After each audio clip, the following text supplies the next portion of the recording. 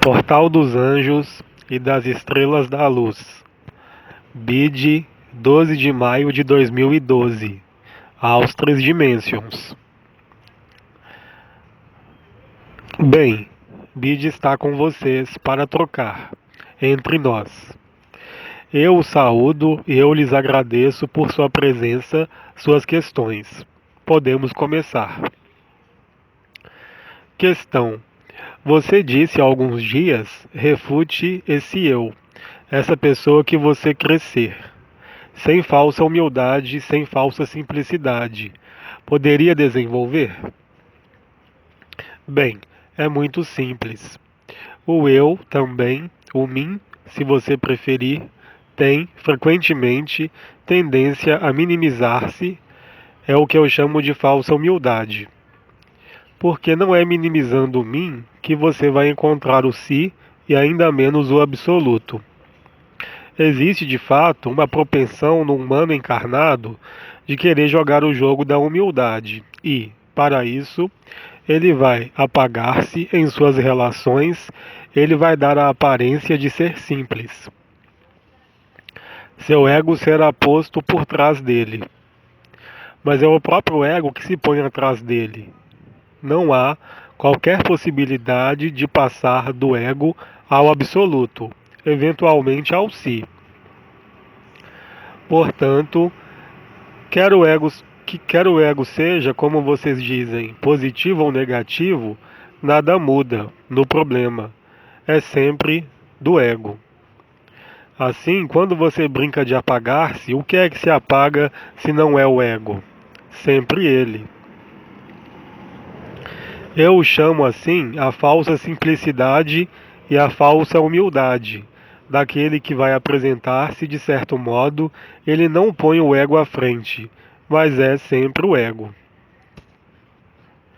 O ego pode facilmente brincar de fazê-lo crer que, se ele é gentil, se ele é prestativo, se ele é amoroso, isso basta para contentá-lo, a você, o que você é. Bem, nada há de mais falso. Ser simples não corresponde a um comportamento. Ser simples é ser simples de espírito, como uma criança, e não nas estratégias do ego, chamado negativo, que vai apagar-se, querendo deixar existir o amor. Isso deve ser revisto, clara e simplesmente. O ego tem à disposição muitas estratégias. Seu mental vai propor-lhe uma estratégia. Se de algum modo você se apercebe de que é um engano, o que ele vai propor-lhe? Outra estratégia. E vocês passam suas vidas a jogar de estratégias. Vocês não estão mais no imediatismo, vocês estão em um papel, em um julgamento de valor de si mesmos, o que, obviamente, é tudo exceto simples. E, efetivamente, longe da simplicidade. A simplicidade é aquela da criança, aquela que é espontânea, imediata e presente. A personalidade é inumerável em suas máscaras, em suas apresentações, mas apreendam que são apenas papéis, nenhum é melhor do que o outro. No absoluto, o galã é a mesma coisa que aquele que não tem coração, e é a mesma coisa que aquele que põe o coração à frente na pessoa. É o mesmo jogo, mesmo se vocês o chamem diferentemente, é sempre uma cena de teatro. É isso que é necessário compreender. É isso que é necessário ver. É isso que é necessário descobrir e não desempenhar um papel mais agradável para você ou para os outros. Qualquer que seja o espetáculo, continua um espetáculo. Seja o espetáculo do guru vestido com seu casaco de cor, ou da religião que se apaga. Isso nada muda, é um espetáculo. É preciso ir além do espetáculo. Questão. A refutação, como o abandono à luz, são finalidades que não o são? Exato, você pode dizê-lo assim, aí onde você está. Mas atenção, para que essa afirmação não o torne imóvel no ego e impeça-o de realizar o que há a realizar, mesmo no ego. Apreendam efetivamente que a refutação age sobre o ego, sobre a ilusão. Ela faz calar a ilusão porque o mental não tem mais tomada. Atenção para que o mental não lhe diga que, finalmente, não há finalidade e apenas acarrete que você seja obrigado a deixar cair, porque sua razão tomou a dianteira. As palavras empregadas, tanto em suas questões como em minhas respostas, devem ser superadas. A apresentação da refutação é um exercício que vai conduzi-los a observar, a olhar e não confiar unicamente em sua razão ou em suas crenças, mas, obviamente, para ir além. É como quando o humano fala de amor. O amor humano é uma projeção, permanentemente, porque ele é condicionado nos sentidos, nos olhares, nas crenças. O único amor verdadeiro é aquele que é ele mesmo, que não sabe por que ele ama, porque essa é a sua natureza, descoberta e revelada. Enquanto o amor é tributário de um laço de sangue, de uma relação carnal, de uma relação qualquer que seja sobre essa terra, não é o amor, é a ilusão do amor. Os anciões disseram-lhes durante anos: o amor é vibração, consciência é vibração. Todo mundo sobre essa terra diz: eu amo, mas será contudo que sente o si? É a personalidade que ama outra personalidade, porque ela ali se encontra e ali se compraz. O amor jorra tal uma fonte espontânea a partir do instante em que o eu sou é realizado, a partir do instante em que a presença está aí. E isso não é dirigido para alguém, é uma emanação natural do que você é que o conduz, a partir do instante em que, mesmo isso, não é mais observado para o absoluto, que não é uma finalidade exatamente. Porque é, muito exatamente, o que você é. Só o lugar em que você se colocou não é bom. Então, atenção para que o mental não se aproprie dessa noção de finalidade ou de não finalidade. Caso contrário, isso vai reproduzir a mesma coisa que para o amor. É preciso estar vigilante, mas essa vigilância não é mental. É uma vigilância da consciência que os instala no presente, no eu sou. E uma vez o eu sou realizado, será preciso superar o eu sou, ou então aterrissar diretamente no absoluto que vocês são, de toda a eternidade. Mas não são vocês que decidem. Em contrapartida, ao nível da personalidade, são vocês que decidem praticar a refutação, ver claramente as coisas tal como elas são e não tal como vocês querem que elas sejam, ou tal como vocês creem que elas sejam. É profundamente diferente. Quando se descobre-se o que vocês nomeiam os chakras, ativam-se. Vocês percebem a vibração e, é claro, vocês se banham na vibração, porque é tão novo, tão agradável e tão diferente. Mas vocês sabem muito bem que a vibração é condicionada às suas meditações, aos seus humores, que a vibração é condicionada às suas meditações, aos seus humores, aos ciclos da lua, do sol. Portanto, é efêmera também. É preciso ir além da alegria. Tudo isso são experiências. Obviamente, abrem a consciência, mas eu lembro de que o absoluto não é a consciência. Nada pode ser dito do absoluto. Você pode apenas testemunhar aqui mesmo, dessa forma, o que acontece e que é, portanto, também efêmero. Porque há uma alegria e uma felicidade em comunicar o que é vivido. Mas isso é apenas um reflexo, a verdade não pode ser conhecida desse modo. Em contrapartida, o testemunho pode ser dado, porque esse testemunho dado, tal como eu faço, vai permitir-lhes colocarem-se as boas questões e realizar esse curto-circuito do mental. O absoluto não é uma finalidade, porque se você fala de finalidade, obviamente isso quer dizer que há uma estrada e um caminho, e, portanto, tempo. Enquanto você considera que há uma finalidade, enquanto considera que você precisa de tempo, é claro, isso não é real. O absoluto não está no tempo. É tudo isso que é preciso perceber. É a verdade.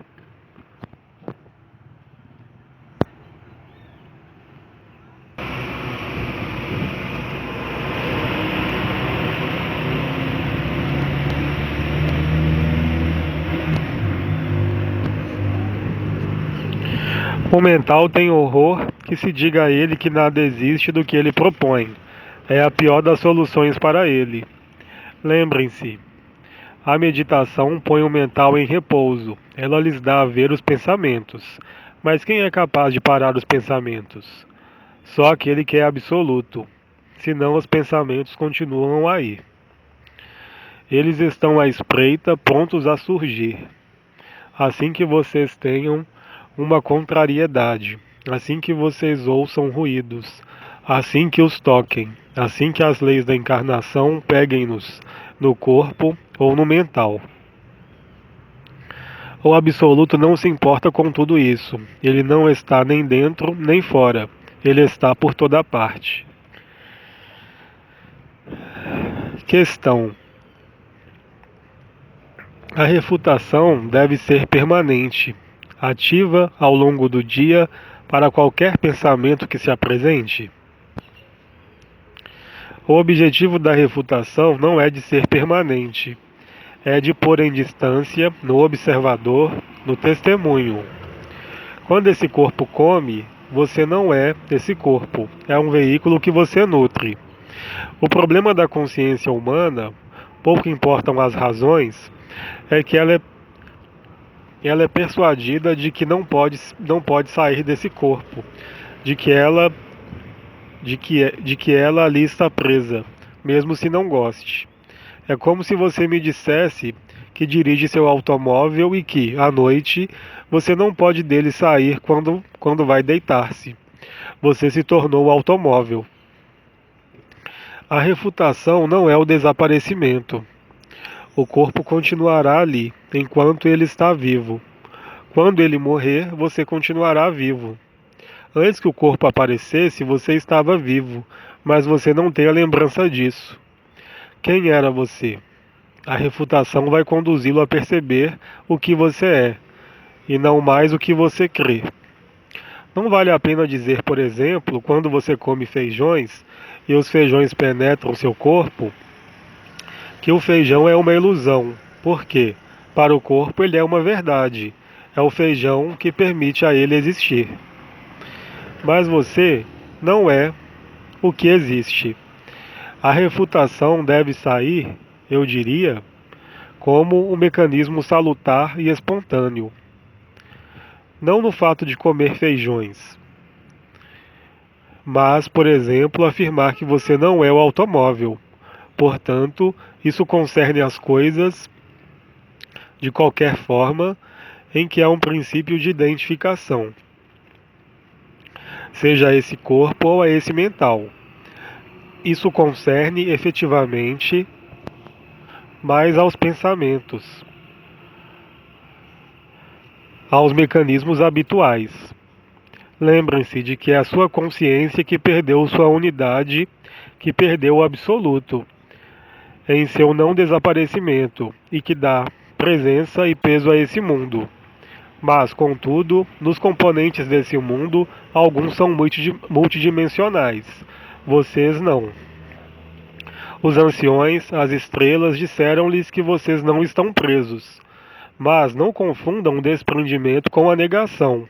Não é porque a refutação é uma negação que é preciso estar na negação da vida, qualquer que seja.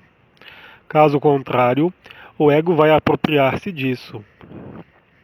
E vocês arriscam chegar ao resultado oposto, a depressão, porque vocês ali não chegam, porque o ego vai dizer-lhes que é preciso ali chegar. O exemplo que eu dei, concernente ao teatro, é o mais revelador. O exemplo da corda também é importante, que é a tomada por uma serpente até que a luz ilumine a corda e então o medo desaparece. Não confundir o recipiente e o conteúdo. Quando você tem um recipiente que está cheio de ar, selado, e esse recipiente quebra-se, será que o ar desaparece? Não. O conteúdo permanece, mas não está mais contido, não está mais limitado. Do mesmo modo, quando vocês falam de uma joia em ouro, que tem uma forma, o que é importante para vocês? É claro, é a forma da joia.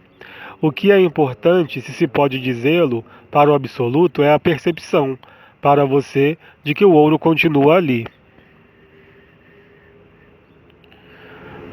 E que não é porque ele tomou uma determinada forma que o ouro não existe mais. Vocês são visceralmente ligados a esse corpo. Vocês são visceralmente ligados a esse mental. Mas nem o corpo, nem o mental são de qualquer utilidade a vocês para o absoluto. Não é questão de queimar o corpo. Em contrapartida, pode-se queimar o mental, o que será depois muito mais fácil para viver o fato de que, realmente, você não é esse saco de alimento. Questão: quando se refuta e o mental parece responder, eu nada sou, o que fazer? O mental mente a você. Ele é tudo exceto nada.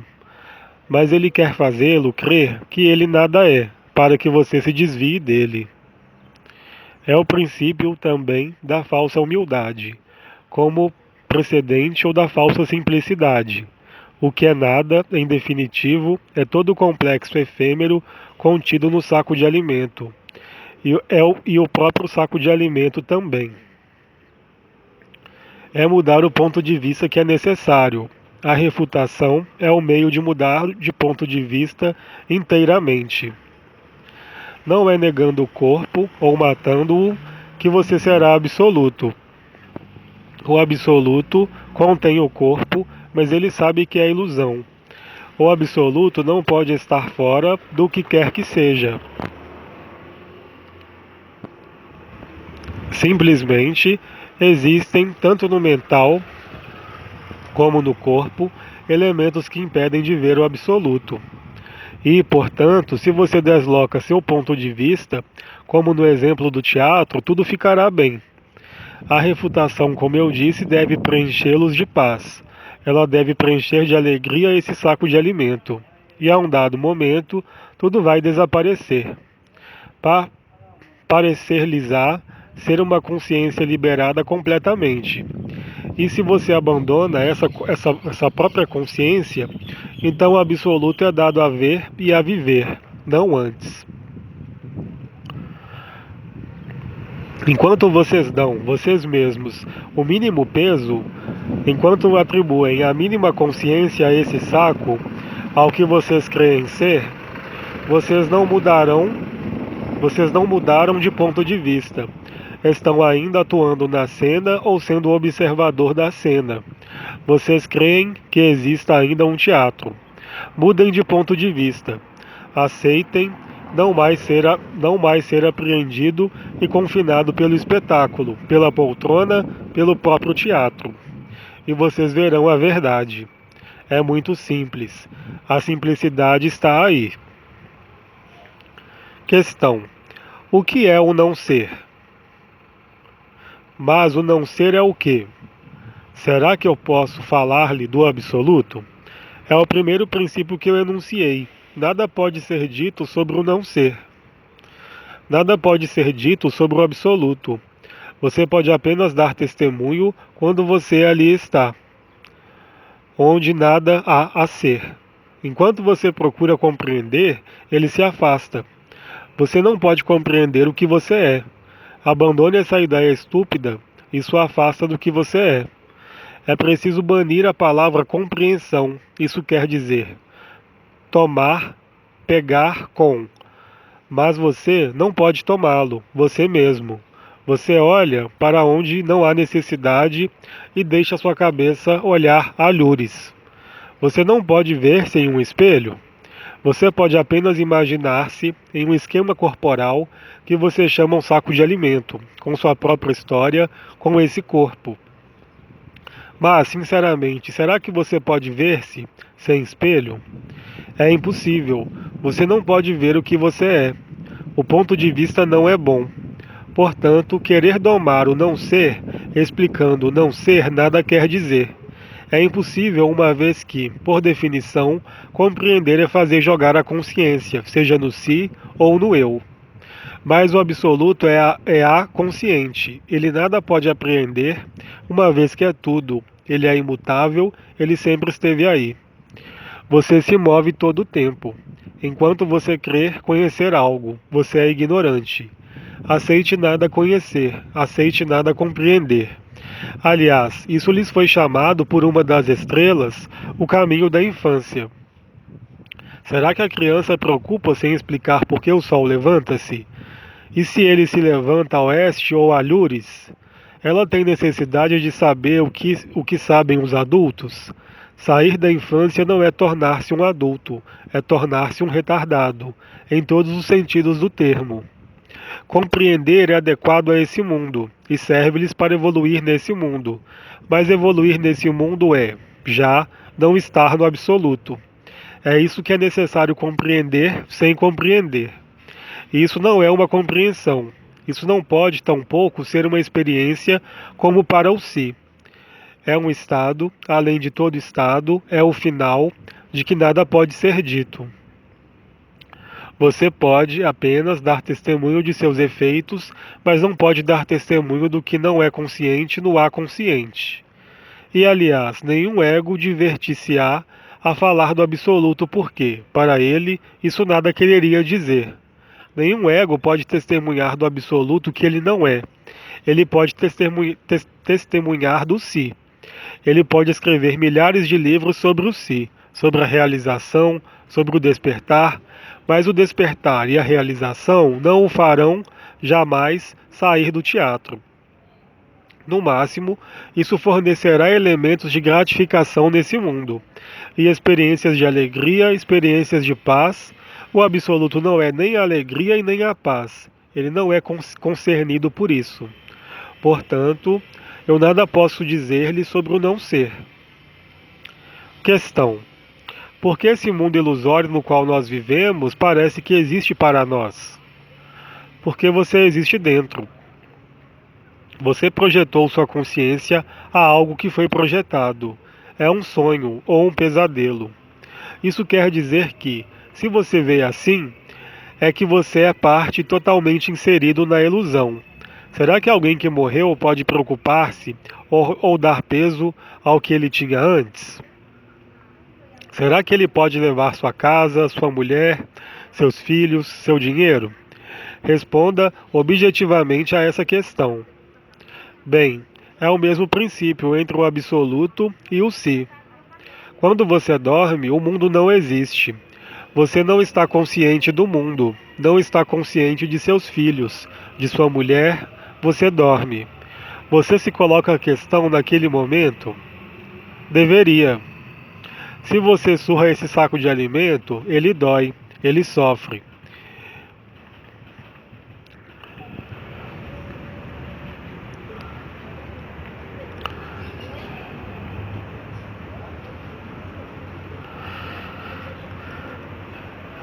E se você surra esse saco de alimento, ele dói, ele sofre. E você diz, tenho dor.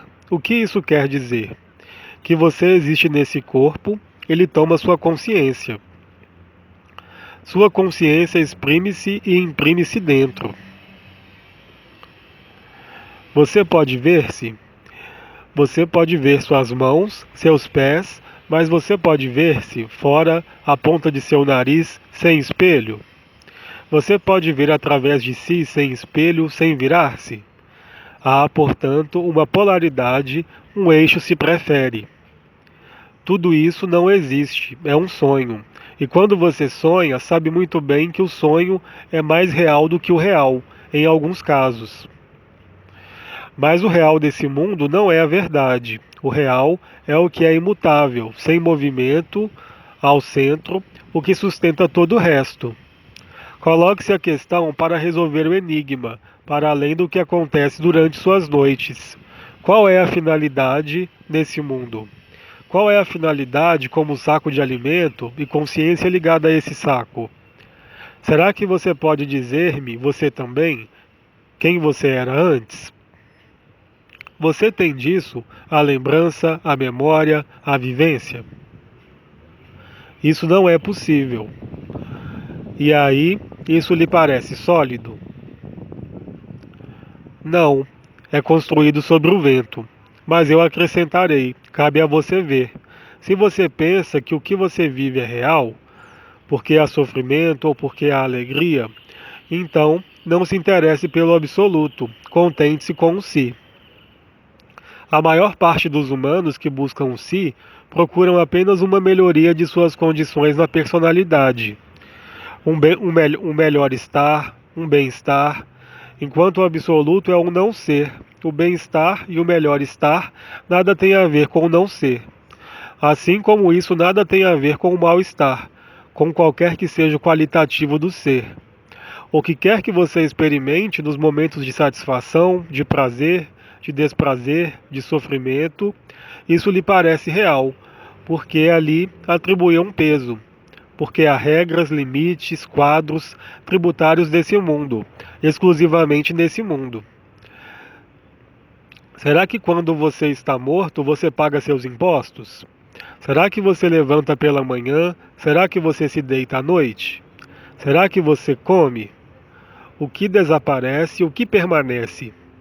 O que é que se reencarna a priori, se não é o eu, de complexos inferiores? Em uma forma diferente, em um mental diferente, em uma experiência diferente, em relações ao mundo diferentes. Mas, finalmente, isso não faz qualquer diferença. É a mesma coisa, é da ilusão. Mas regozije-se, porque o que quer que você faça, o que quer que você seja ou não seja, você irá para onde o levam suas próprias ilusões. Mas, em definitivo, o absoluto permanece, é o que você é. Mas lembrem-se, não há qualquer solução possível para passar do que é conhecido ao que é desconhecido, nesse sentido.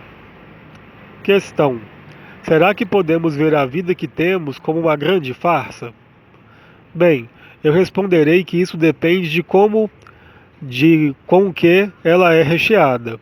Alguns vivem um drama e aquele que vive um drama vive-o verdadeiramente, uma vez que ele está ali identificado. Quando você perde um ser querido, você sofre. Ao menos existe, nessa ilusão, o sentimento de sofrer. O que é que sofre? Não é você? É claro. Portanto, você não vive uma farsa. Qualquer que seja o modo pelo qual é recheado, é apenas uma impressão. Essa farsa não é risível. O que é risível é o riso. Aquele que existe além de qualquer existência aqui, no não ser ou no si. Por mais que você se diga que é uma farsa, será, contudo, que você sai da farsa? A farsa deve desenrolar-se enquanto esse saco de alimento mantém-se em pé. Você está de acordo com isso? É por isso que é preciso mudar de ponto de vista. O que você vai tornar-se se está identificado a esse saco de alimento? O que você se torna se pensa que é seus sentimentos? O que você se torna se você, que é eterno, adere a algo que é efêmero? Aí está o sofrimento. Aí está a ilusão de ser separado, de ser dividido. E, é claro, quanto mais se gosta de algo ou de alguém, se vem a desaparecer, sofre-se. Mas qual é esse tipo de amor que sofre? É o apego, unicamente o apego que é responsável pelo sofrimento. Se você não é apegado a nada, mesmo ao fruto de suas ações, e deixa suas ações fazerem-se, se você faz, como eu dizia, o que lhe dá a vida a fazer, sem ali apegar-se, você poderá dizer que é uma farsa, mas constatará muito rapidamente que, se seu ponto de vista mudou, ou seja, se você abandonou-se à luz, se abandona o si. Tudo será extremamente fácil, porque, o que quer que aconteça, nada poderá desestabilizá-lo. Se você é desestabilizado, é que você existe e é parte da farsa, da cena de teatro, como eu a nomeei. Então, quer a cena de teatro preencha-o de contentamento ou de sofrimento, nada muda. Fundamentalmente, mesmo se o ego vá dizer-lhe que é preferível estar contente do que sofrer. É lógico, uma vez que o ego puxará tudo para ele. E se ele não pode puxar para si, ele sofre. E se o que ele amou no limitado ou na carne de sua carne desaparece, ou seu trabalho, ele não pode mais puxar para ele o que desaparece. De qualquer forma, o mais simples é, já, desaparecer para si mesmo. Não pondo fim ao que quer que seja, mas, eu repito, mudando de ponto de vista, de visão, se prefere. Estar lúcido, totalmente lúcido. Se você se torna lúcido, nenhuma farsa poderá abalar o que quer que seja. E aí, isso poderá ser risível para você, porque você não está mais inserido no apego, porque não está mais inserido numa busca ilusória do que quer que seja. É desse modo que se para de ser o espectador da cena de teatro e se deixa a cena de teatro desenrolar-se para o espectador e para o teatro, e você não é mais o teatro. E o que isso quer dizer? Que o teatro desapareceu? Não, é o ponto de vista. Você era uma consciência confinada, o ator. Você se torna uma consciência liberada, o observador ou o espectador. E depois, seu ponto de vista não é mais o mesmo. O que é que você constata? Que a cena de teatro não lhe concerne, que o observador não lhe concerne, que o teatro não lhe concerne, porque você é o que permitiu o espetáculo, o espectador e o próprio teatro. Mas nada mais há do que o absoluto, mesmo o outro, amado ou detestado, é apenas uma projeção em sua própria cena. Então, vocês imaginam, quando são vários a olhar o teatro ou a fazer as cenas. É claro que, mutualmente, vocês reforçam a ilusão de que isso é real, porque vocês jogam as interações, desempenham os papéis. É preciso descobrir que há espectadores, é preciso descobrir que há um teatro, e é preciso descobrir, atualizar, que não há mais teatro do que outra coisa. Você não mata o teatro, nem o ator, nem o espectador. Senão, você dá a eles uma existência. Você aprende a diferença? Você não pode matar o que não existe, é um sonho. Como você diz, é uma farsa. Você está em outro lugar. Você é o que permitiu a farsa. Mas, em caso algum, você é a farsa. Questão: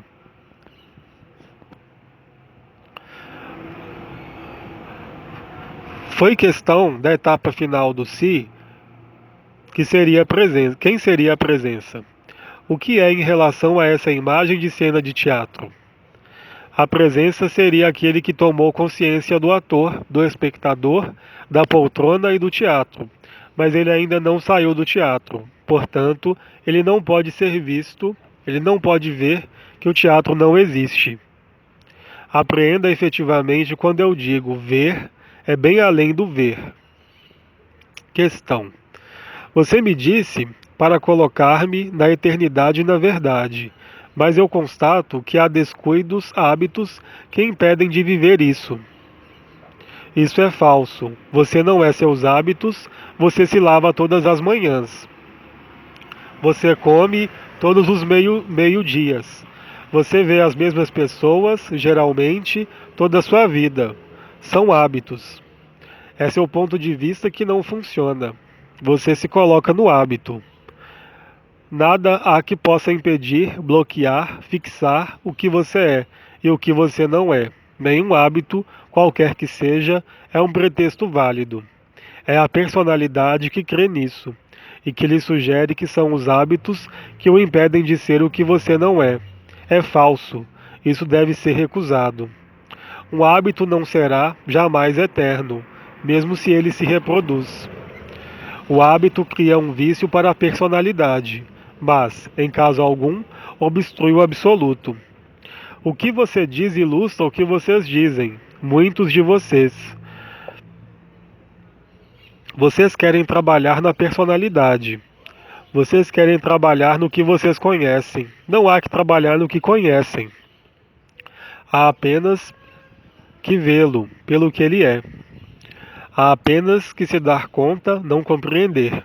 Há apenas que apreender que vocês nada são de tudo isso. Não é a vida que deve mudar. Não são seus hábitos. São vocês. Mas vocês não são seus hábitos. Quando eu digo vocês ou você, eu me dirijo ao absoluto. Vocês são identificados ao que fazem. São identificados ao que lhes faz a vida. Nenhuma identificação ser-lhes-á de qualquer ajuda. Eu me dirijo a vocês a partir do absoluto. Se isso não lhes concerne, fechem seus ouvidos. Mas se isso lhe concerne, abram bem seu coração. Quando eu fui encarnado no sentido em que vocês estão, eu tinha hábitos. Muitos. Eu diria mesmo mais. O hábito, agradável ou desagradável, não pode obstruir o que você é. Ainda menos que o evento inesperado, porque o hábito é muito conhecido e o que é conhecido passa de sua consciência. Quando você conduz seu automóvel, será que você pensa em apoiar sobre um pedal? Ou será que isso se faz sozinho? Mais uma razão. Um hábito libera-o geralmente. Não é por isso que seja necessário tomar maus hábitos, caso contrário vocês vão sofrer. Esse corpo vai sofrer. Mas lembrem-se de que um hábito geralmente desvia sua consciência do que é vivido no hábito e, de algum modo, libera sua consciência para outra coisa. Aquele que não tem hábitos despende muito mais energia, vitalidade do que aquele que tem hábitos. Portanto, não se queixem de seus hábitos, não se queixem de nada. Façam o que a vida pede-lhes, mas vocês não são o que fazem. Aí também é uma estratagema do ego que vai fazê-los crer que, porque vocês têm um cônjuge que é mau, um filho que é terrível, impostos a pagar, que vocês não têm um espírito tranquilo, e isso os afasta. Isso os afasta do si, mas não do absoluto. Ele jamais será afastado. Questão. Em francês, refutar significa repelir uma ideia, provando sua falsidade. É uma definição que se aplica à refutação, tal como vocês a apresentam? Inteiramente. Sirva-se da lógica da personalidade. Por exemplo, quando você diz, o sol levanta-se, porque você o vê levantar-se, o que observa o sol a levantar-se? Se é você, onde você está? Aquele que está ao poço da terra vê o sol deitar-se ou ausente. Quem diz isso verdadeiramente? Isso é efêmero. Nada há de mais efêmero do que um dia ou uma noite. É preciso refutar o que é efêmero, não a vida, porque tudo que muda não pode ser real. O real não pode mudar. É por isso que o hábito pode ser, de algum modo, uma aproximação, ou em todo caso, você está mais próximo do que você é, do que você não é no hábito que lhe concerne. O sol tem o hábito de levantar-se. Você sabe se ele vai levantar-se amanhã? Pela probabilidade você vai responder sim. Mas o que é a probabilidade no absoluto? Uma incerteza. O absoluto pode apenas ser certeza, pode apenas ser certeza. Olhem em nossas trocas entre nós, hoje. É sempre a personalidade que procura dirigir, porque ela quer apreender-se, ela quer compreender, ela quer assimilar. Vocês não são o recipiente, vocês não são uma forma precisa. Vocês são o conteúdo. Em meu exemplo anterior, o ar. No exemplo do ouro, vocês não são a joia, vocês são o ouro. Isso dá uma sagrada diferença. A partir do instante em que vocês qualificam um objeto, vocês perdem o próprio sentido da essência. Vocês entram em uma forma, uma identificação, Vocês entram em uma forma, uma definição, uma caracterização do que o que tem forma, do que o que é caracterizado, tudo o que é identificado não é real. Questão: numa troca entre dois humanos, que é preciso refutar para que a relação com o outro não implique qualquer distância? É preciso refutar o humano, é preciso refutar a relação, é preciso refutar a distância. Tudo depende do que você procura. Se você me fala, dizendo que procura harmonia nessa relação, isso não corresponde, de modo algum, ao absoluto. O absoluto não se importa com uma relação. O absoluto, em definitivo, não se importa com sua forma humana, mas ele permite essa forma. Ele permite tudo. Ele nada exclui. Você não pode estabelecer relação no absoluto porque nada é separado. Nada pode estar em relação. A relação no sentido humano, como no sentido em que vocês a vivem, talvez, leva-os a viver a ausência de separação. Tudo o que foi nomeado pelos anciões, a comunhão, a fusão, a dissolução, tudo isso são experiências que podem favorecer a mudança de ponto de vista. O absoluto é muito simples, mas ele lhes pede o sacrifício final. Se vocês não estão prontos, fiquem no si, porque ele não tem que estar pronto. Não há distância, não há tempo, não há mundo. Portanto, como uma relação poderia existir em algo que não existe? Percebam isso e unicamente depois vivam a relação, porque vocês não serão mais implicados. E tudo o que implica permite uma melhor realização, e tudo o que não implica permite uma melhor realização. Porque vocês não definem a relação com referência à sua experiência passada, em relação aos seus desejos, quaisquer que sejam. Nenhuma relação pode permitir-lhes ser absolutos. Nenhuma comunhão pode permitir-lhes ser absolutos.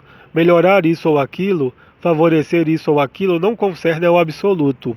Não concerne ao que você é, mesmo se você creia nisso. Questão: quando é dito fique tranquilo, isso faz referência a um estado de meditação? Certamente não. Questão: ou a um estado quando se está simplesmente tranquilo, ou mesmo letárgico? Nenhum, nem outro. Fiquem tranquilos, não é uma interferência no que se desenrola. Ainda uma vez, é mudar de ponto de vista. Nenhuma meditação conduz ao absoluto. O terror da morte pode ali conduzir mais facilmente. O sofrimento extremo pode conduzir mais facilmente do que a paz da meditação. A meditação é, de algum modo, uma farsa, ela também. Tudo depende de seu objetivo. Para o si, é perfeito. Para o eu, é perfeito. Também porque aquele que medita estará mais calmo, ele verá mais claramente, na vida que ele vive. Mas será que seu objetivo é ver claramente o que você vive em sua vida? Ou deixar viver sua vida viver-se e ser o que você é? Não é de modo algum a mesma coisa. Ficar tranquilo não é nem ser letárgico, nem ser ativo. É deixar fazer-se o que se faz, porque você não é o que se faz. Você acredita que você é que é você que faz.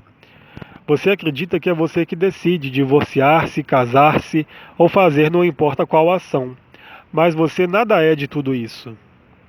Tome consciência de que através de sua questão, como todas as questões, há apenas a persistência daquele que crer poder obter algo, superar algo. O absoluto não é nem uma aquisição, nem uma superação. Não é mesmo uma transcendência. Olhem e vejam tudo o que vocês conhecem. O absoluto não está aí. Ele o inclui, é claro, mas isso os incluem na ilusão e não no absoluto. É preciso excluir-se, mas excluir-se não é retirar-se da vida, bem ao contrário, é excluir-se de todas as crenças efêmeras. É não ser implicado, mas fazer. O absoluto revela-se desse modo. Mas enquanto vocês creem de um modo como de outro, que tem que avançar, que tem que melhorar, enquanto vocês creem que são tributários de qualquer fator de evolução, de qualquer melhoramento, de qualquer tempo ou de qualquer espaço, vocês se enganam a si mesmos. De fato, é o ego que os engana, e ele os levará sempre a becos sem saída, a impasses, a zonas cada vez mais sombrias. É isso que é preciso ver. Questão: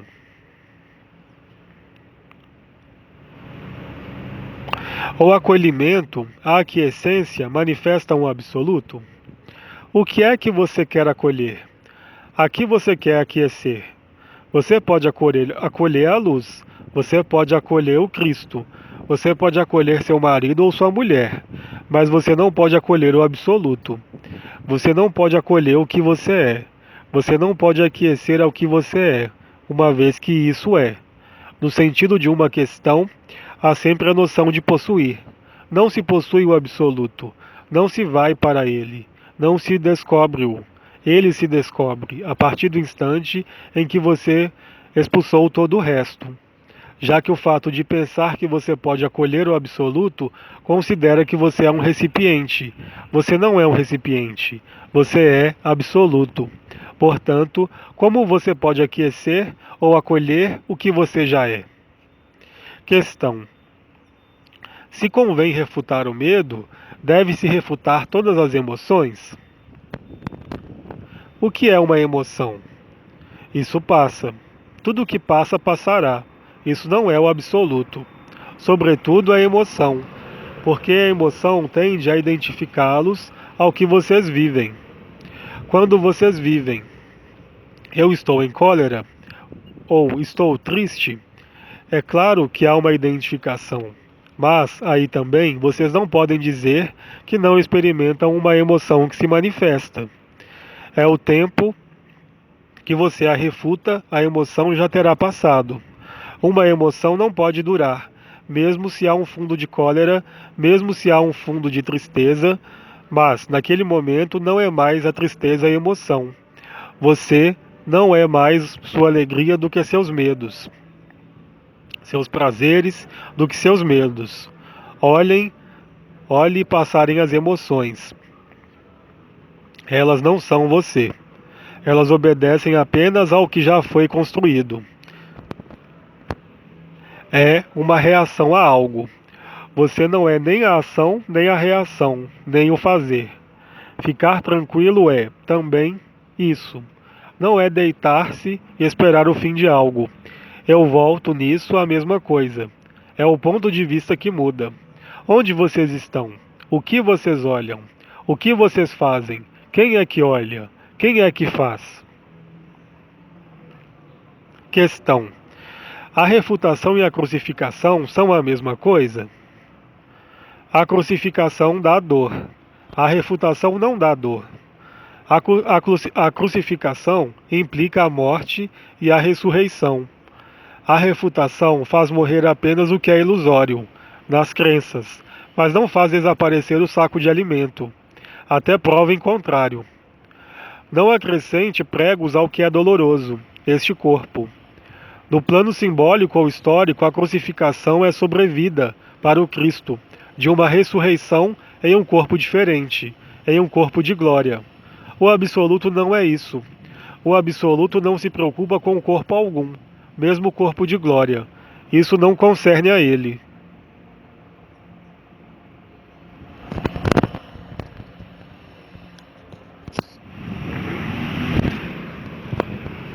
Questão: a encarnação é a única coisa que não se pode refutar? Você não pode refutar o que está sobre este mundo. Eu repito, a refutação permite apenas mudar o ponto de vista. É um movimento que o conduz a estar imóvel. Refute tudo que é efêmero, sem qualquer exceção. Mas, se a refutação que você pratica leva-o a deixar o que quer que seja, isso não é da refutação. A refutação é lógica. Ela não é feita para sofrer.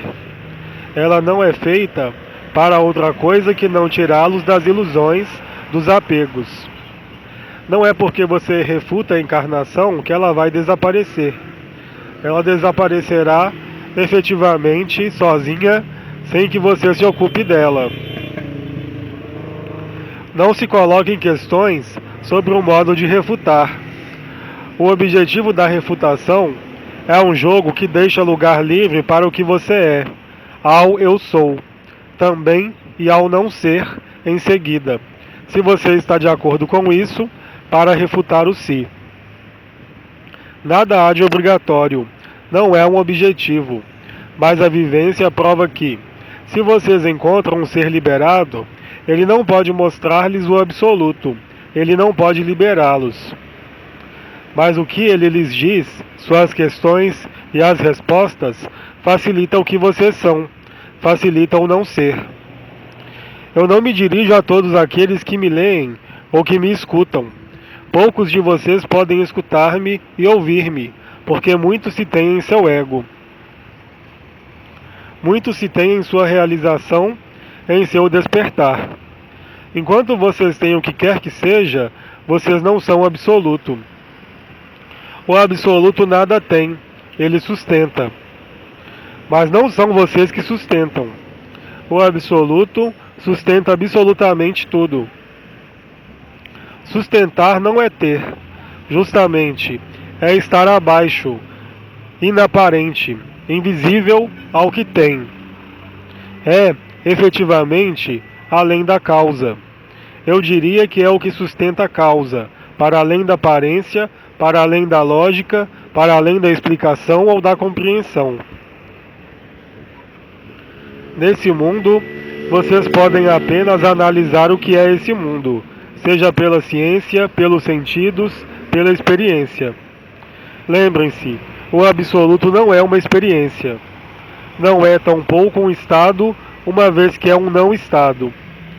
Enquanto vocês colocam a si mesmos uma questão, eu não falo de nossas trocas, mas enquanto em si mesmos existe uma questão, uma única, vocês não são absoluto.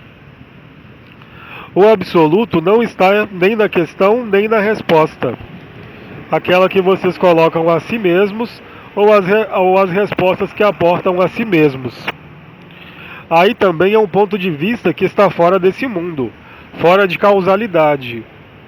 O que vocês consideram como ser da vida, sua existência, o fato de existir, é já estar fora dela. O absoluto não está nem fora nem dentro, ele está por toda parte. Ele sustenta tudo. Vocês não podem vê-lo como absoluto, mas vocês podem perfeitamente ver o que não é absoluto. Não há jogo de palavras aí, é a própria evidência. Questão: de onde vem meu impulso de não mais me reencarnar, de fundir-me com a fonte? Mas quem reencarna? Quando você diz eu me reencarno, é falso, porque você fala necessariamente do eu. O eu não se reencarna jamais, ele é efêmero. Ele não o segue, mesmo de vida em vida. É a personalidade que se transforma e que desempenha papéis. Afirmar que o eu não quer reencarnar-se é presunçoso. Você nada tem a querer. Todo querer é oriundo da personalidade, na qual todo impulso vem da alma, mas não do absoluto.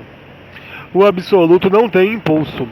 Portanto, enquanto você exprime um movimento, uma vontade, um desejo, você não está no presente.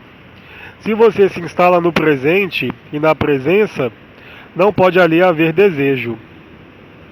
Do eu sou, já é vivido que a reencarnação não existe. Ela concerne apenas a eus sucessivos. O absoluto não é concernido à existência tampouco pela reencarnação. Exprimir um desejo não basta para vê-lo realizar-se. Isso vocês o saberiam já nesse mundo. Então, como você pode imaginar em outro mundo ou outro estado que isso seja possível?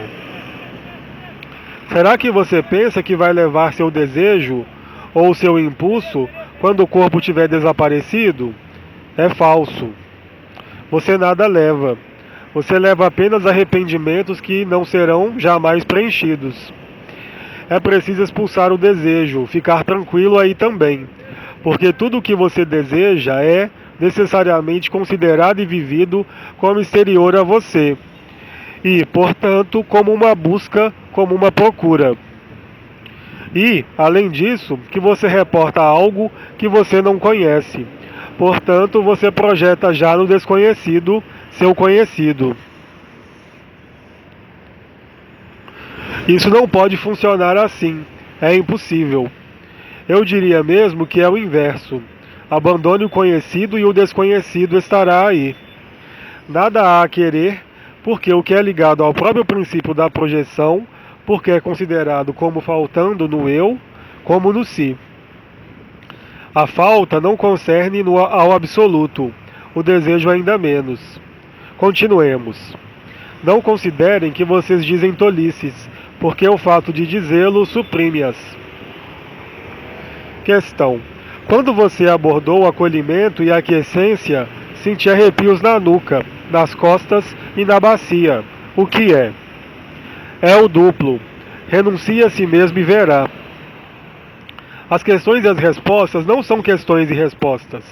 Simplesmente nós limpamos o conhecido, nós tiramos. E quando o conhecido não está mais, o que há ali? O desconhecido. Deixe aí também viver-se o que se vive. Não procure explicar nem compreender. Viva-o. Assim que você explica ou compreende, você não o vive mais. Você sai da vivência.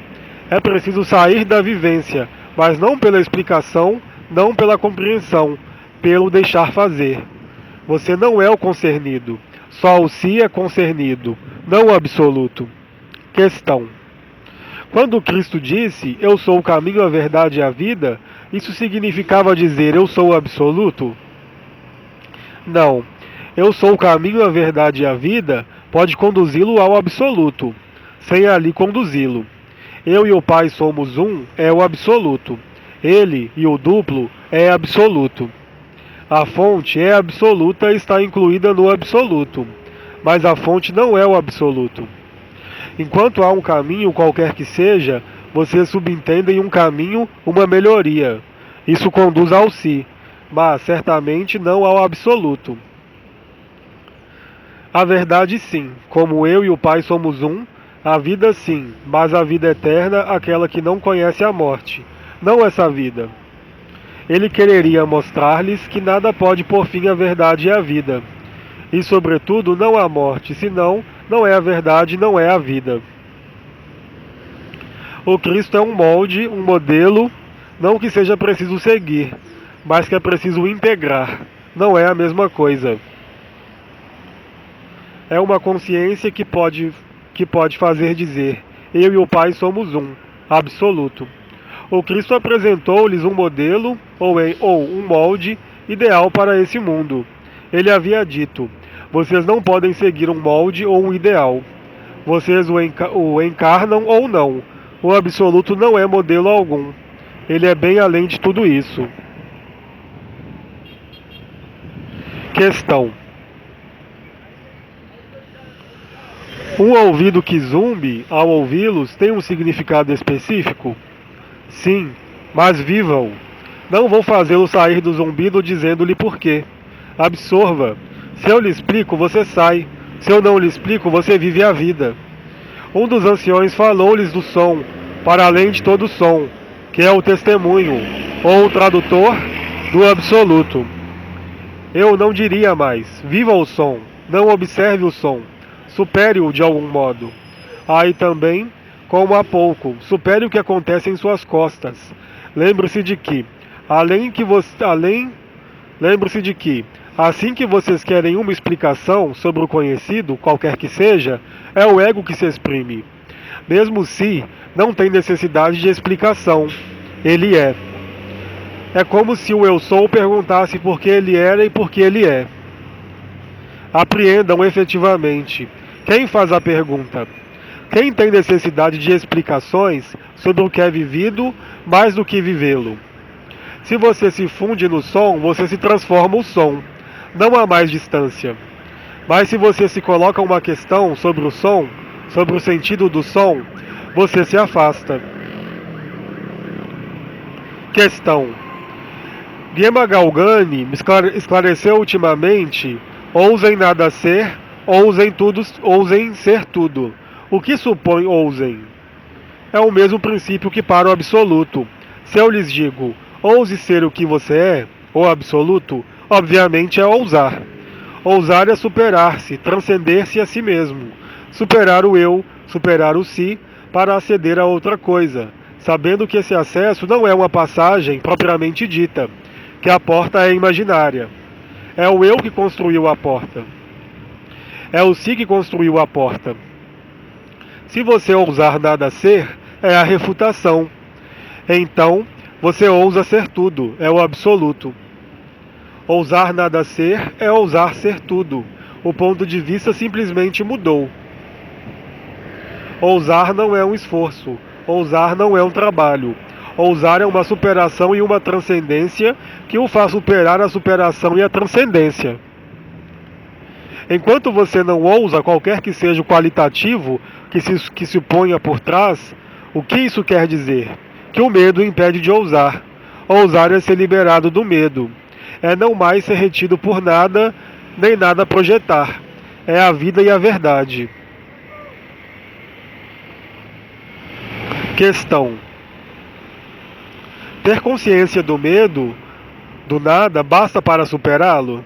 Sim, porque o medo, do nada, vai desencadear o quê? Uma angústia. Onde nasce a angústia? Certamente não no absoluto. Certamente no não si. Mas justamente nas resistências da pessoa. O neante pode conduzir, como eu disse, como o sofrimento, muito mais facilmente a ser absoluto do que a meditação, porque a meditação é um ponto de referência e um quadro, mesmo mais agradável. O neante, a angústia ou sofrimento não apresentam um quadro.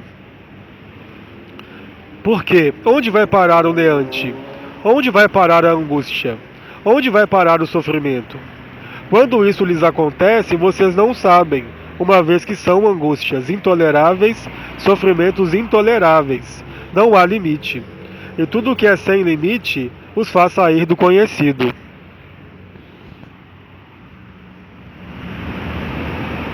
Questão. Para pôr fim à necessidade de analisar as sensações do corpo, pode-se dizer: eu refuto essa necessidade de analisar? Não. Você refuta a sensação. Você vive a sensação, mas você não é a sensação. É preciso ir além da vibração, além da energia. É claro que há o que vocês nomeiam onda de vida, Kundalini e tudo isso. Mas o absoluto está além de tudo isso. Você não leva seu Kundalini uma vez que é o que você é, ou seja, a onda de vida. Se você observa, você está na distância. Mesmo se ela nasceu, é preciso ir além. Observar e colocar-se à distância. É aquele que olha o teatro. Ele olha o filme ou a farsa. É preciso ir além. Portanto, é preciso não mais ocupar-se. E, aliás, disseram-lhes, a onda de vida não tem necessidade de vocês. Nada tem necessidade de vocês. É ilusório crer que vocês têm necessidade de vocês para realizar o que vocês são já. Nada há a realizar que já não esteja. Crer que vocês vão despertar, acordar, realizar-se ou liberar-se é uma ilusão. Vocês o são já. Só o ego diz-lhes o inverso. Apreendam isso. Não procurem compreender, mas desloquem-se. Tornem-se imóveis. E vocês verão tudo do mesmo modo. Vocês estarão ao centro. Eu o disse, o centro é o que sustenta todo o resto. É o que vocês são. Vocês não são tudo o que se desenrola nesse templo, ou esse saco, qualquer que seja o nome que deem. Isso se produz. Isso é normal se vocês o vivem, e normal se não o vivem. Não se coloquem a questão. Deixem viver o que se vive. Seu corpo não tem necessidade de vocês para respirar. Ele não tem necessidade de vocês para digerir. Ele não tem necessidade de vocês para funcionar. Ele funciona. Façam a mesma coisa para as vibrações, as energias, porque enquanto vocês observam, é como para o teatro. Vocês estão ainda no teatro. Não temos mais perguntas. Agradecemos. Bem, Bide rende graças ao amor que vocês são, absoluto. Até uma próxima vez de seu tempo, até breve.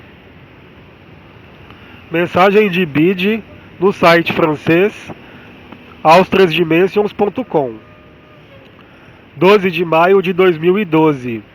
Versão do francês, Célia G. leiturasdaluz.blogspot.com. Transcrição e edição, Andréa Protizek e Zulma Peixinho. portaldosanjos.net.